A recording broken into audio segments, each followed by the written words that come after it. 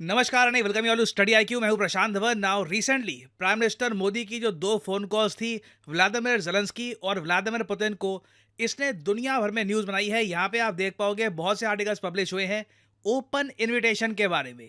Russia और Ukraine दोनों कह रहे हैं कि पीएम मोदी को ओपन इनविटेशन है। दोनों देश चाहते हैं कि पीएम मोदी जल्द से जल्द दोनों रिस्पेक्टिव कंट्रीज यूक्रेन रशिया दोनों को ही विजिट करे। नाउ यहाँ पे आप देख पाओगे इंटरनेशनल मीडिया ने भी इसको एक्सटेंसिवली कवर किया है, क्योंकि दुनिया में शायद ही कोई वर्ल्ड लीडर होगा, कोई बड़ा वर्ल्ड लीडर आप अगर देखोगे तो आपको एक भी नहीं मिलेगा। सिर्फ इंडियन प्राइम मिनिस्टर ही है जो कुछ ही घंटे के गैप में पुतिन और जेलेंस्की दोनों से बात करते हैं, और उसके बाद रशिया की तरफ से और यूक्रेन की तरफ से दोनों साइड से पॉजिटिव स्टेटमेंट्स आती हैं कि हम दोनों चाहते हैं कि इंडियन प्राइम मिनिस्टर हमारे देश में आए। इंटरेस्टिंगली एक बात पॉइंट करने वाली ये भी है कि दोनों कंट्रीज ने पीएम मोदी को कहा है कि पहले लोकसभा पोल्स आप कर लीजिए अपने देश में, उसके बाद हमारे कंट्री को विजिट करिएगा।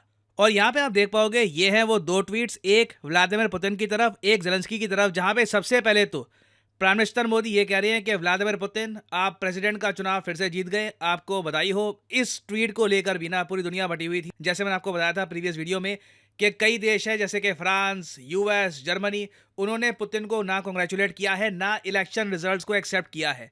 तो एक तरफ तो देखिए इंडिया ने ओपनली प्रेसिडेंट पुतिन का री इलेक्शन एक्सेप्ट किया, उसके बाद कुछ ही घंटों बाद पीएम मोदी ने यह भी यहां पर ट्वीट करी कि had a good conversation with president Zelensky on strengthening India Ukraine partnership, conveyed India's consistent support for all efforts for piece. और इसके रिस्पॉन्स में व्लादिमीर जेलेंस्की ने एक बहुत ही लंबी ट्वीट करी है अबाउट इंडिया। उन्होंने ये कहा है, मैंने सबसे पहले तो इंडिया का धन्यवाद किया है यूक्रेन की सॉवरेनिटी और टेरिटोरियल इंटेग्रिटी को सपोर्ट करने के लिए, ह्यूमैनिटेरियन एड भेजने के लिए और पीस फॉर्मूला मीटिंग्स में पार्टिसिपेट करने के लिए। और आगे ये मेन बात कहते हैं कि हमारे लिए बहुत ही इंपॉर्टेंट होगा कि इंडिया इनॉग्रल पीस समिट को अटेंड करे स्विट्जरलैंड में। सारी कहानी ना आज के समय यूक्रेन और रशिया दोनों की साइड से ये है कि क्या प्राइम मिनिस्टर मोदी स्विट्जरलैंड जाएंगे पीस समिट को अटेंड करने के लिए। ना ये जो पीस समिट है और इसको लेकर यूक्रेन रशिया क्यों बटे हुए हैं ये मैं आपको बता देता हूं। अब एज ऑफ नाउ जब मैं वीडियो रिकॉर्ड कर रहा हूं, यूक्रेन रशिया वॉर को 756 डेज हो चुके हैं, 2 साल से ऊपर हो चुके हैं।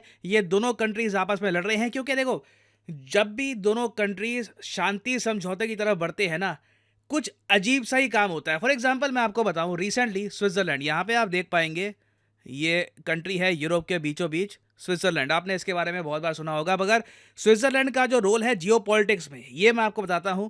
स्विट्जरलैंड मशहूर है स्विस न्यूट्रलिटी के लिए।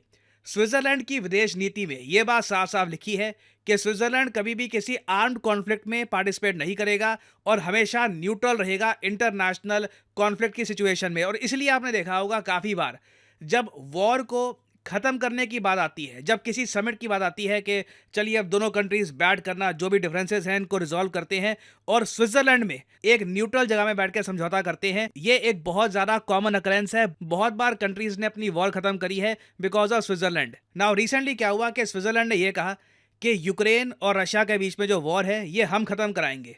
आप स्विट्जरलैंड में समिट करिए, पीस समिट, और वहां पे हम ऐसी बातचीत करवाएंगे दोनों पार्टीज के बीच में कि वॉर खत्म हो जाएगी। अब प्रॉब्लम देखो सिंपली यही है कि यूक्रेन इस बात को लेकर अड़ा हुआ है कि इस पीस समिट में रशिया की पार्टिसिपेशन नहीं होगी। अब आप सोच सकते हैं क्यों ये वॉर 756 डेज तक पहुंची है, क्योंकि देखो आपको अगर बैठकर वॉर ख़त्म करनी है, आपको बातचीत करनी है, तो दोनों पार्टीज़ को बैठ के काम करना होगा। अब ऐसा नहीं है कि एक पार्टी आ जाएगी साथ में यूएस, चाइना, इंडिया आ जाएंगे और वॉर ख़त्म हो जाएगी। That is not going to happen. और आप सोच कर देखो कितनी अजीब बात है, चाइना और Switzerland, Switzerland being the host country, दोनों आज के समय एडवोकेट कर रहे हैं, यूक्रेन को समझा रहे हैं कि रशिया को भी प्लीज़ आप आने दीजिए। रशिया की अगर एंट्री होती है समिट में तो क्या पता वॉर जेन्युइनली ख़त्म हो जाए। अब इतनी बेसिक बात भी ना आपको समझाने की आवश्यकता है। यूक्रेन अभी भी अड़ा हुआ है कि नहीं, रशिया ज्वाइन नहीं करेगा इस समिट को, बस यूक्रेन आएगा और यूक्रेन के साथ में चाइना खड़ा होगा, इंडिया खड़ा होगा ना।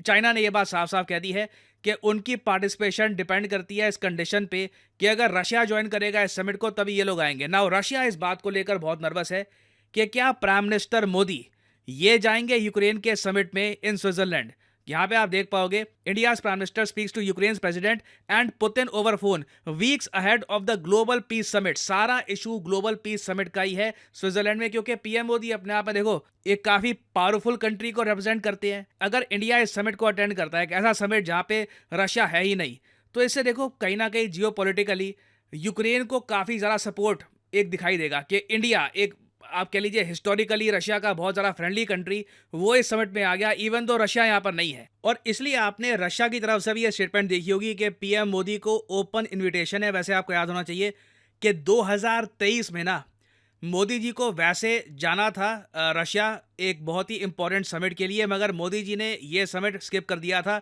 मोदी जी की जगह जयशंकर जी गए थे इंडिया को रिप्रेजेंट करने के लिए, और जयशंकर जी से मिले भी थे व्लादिमीर पुतिन इस पूरे समिट में। तो रशिया देखिए इस बात को लेकर काफ़ी एक्साइटेड है कि लंबे समय के बाद, कई सालों के बाद पीएम मोदी रशिया में आएंगे। रशिया में अगर ये आते हैं तो इससे देखो एक रशिया की भी इमेज जाएगी इंटरनेशनली कि रशिया आइसोलेटेड नहीं है। ऐसा नहीं है कि चाइना नॉर्थ कोरिया के अलावा कोई और वर्ल्ड लीडर है नहीं जो रशिया जाना चाहते हैं। तो अब देखना होगा यहाँ पर इवेंचुअली होता क्या है। मैं यहाँ पे आपसे पूछना चाहूँगा आपका ओपिनियन, क्या आप चाहते हैं कि इंडियन प्राइम मिनिस्टर फ्यूचर में स्विट्जरलैंड में जाए इस पीस समिट के लिए, या फिर रशिया को विजिट करे? दोनों में से मोस्ट प्रोबेबली एक ही चीज होने वाली है। लिखेगा इसके बारे में कमेंट सेक्शन में। मैं जानना चाहूंगा आपका ओपिनियन, स्विट्जरलैंड और Russia, where should the Indian prime minister go? और फाइनली यहाँ पर मैं ये भी ऐड कर दूं कि स्टडी आईक्यू की होली सेल स्टार्ट हो चुकी है। प्राइसेस में एक ह्यूज ड्रॉप देखने को मिला है, तो ये बेस्ट टाइम है स्टडी आईक्यू के कोर्सेज परचेज करने का। आपको सिंपली क्या करना है, कमेंट सेक्शन में जाइए, यहाँ पे आपको ये लिंक मिल जाएगा। ये लिंक पे यहाँ पे आपको करना है क्लिक, और फिर आपके सामने खुल जाएगा ये पेज, और यहाँ से आप यूपीएससी कोर्स परचेज कर सकते हैं, जो प्रीलिम्स मेंस इंटरव्यू तीनों पार्ट में आपका साथ देगा। स्टडी आईक्यू के देखिए कोर्स में खास बात ये होती है, आपका प्रीलिम्स क्लियर हो गया, मेंस में आप पहुंच गए, मेंस के लिए आपको दिल्ली में स्टडी आईक्यू इनवाइट करेगा। आपको एकोमोडेशन, आपका जो खर्चा है स्टडी आईक्यू उठाएगा, और उसके बाद इंटरव्यू तक आपको पहुंचाने की कोशिश की जाएगी बाय स्टडी आईक्यू। तो एक पूरा कॉम्प्रहेंसिव कोर्स है। ये सिर्फ ऐसा नहीं है कि बस प्रीलिम्स तक आपका साथ देगा, prelims to interview, that is why it is called P2I course. और जो यहाँ पे प्राइस लिखा है 34,000 का, ये पे करने की जरूरत नहीं है। सिंपली यहाँ पर क्लिक करिए 3 ऑफर्स पर, और यहाँ पे आपको दिख जाएगा एंटर कूपन कोड। इस जगह पे अगर आप डालेंगे PD10 तो प्राइसेस गिरना शुरू हो जाएंगे। सीधा 22,000 रुपए में आप ये कोर्स कर सकते हैं परचेस। ये कोर्स आपका 30 महीने तक वैलिड रहेगा। So this is the best time to buy this course. अभी होली का डिस्काउंट भी चल रहा है। Use the code PD10 and save money. और इसी नोट के साथ यह वीडियो का अंत। Thank you for listening and as I always say, may the gods watch over you.